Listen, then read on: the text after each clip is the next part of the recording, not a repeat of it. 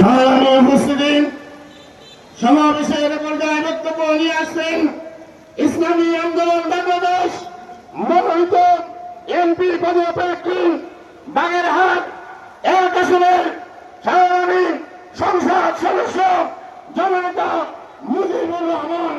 বক্তব্য নিয়ে আসছেন জননেতা মুজিবুর রহমান শামীম। বিসমিল্লাহির রহমানির রহিম।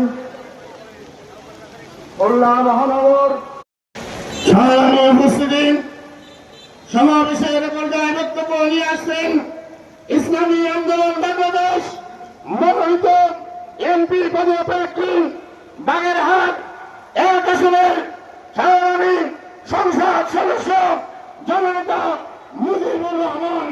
বক্তব্য নিয়ে আসছেন জননেতা মুজিবুর রহমান শামীম। বিসমিল্লাহির রহমানির রহিম। খুলনা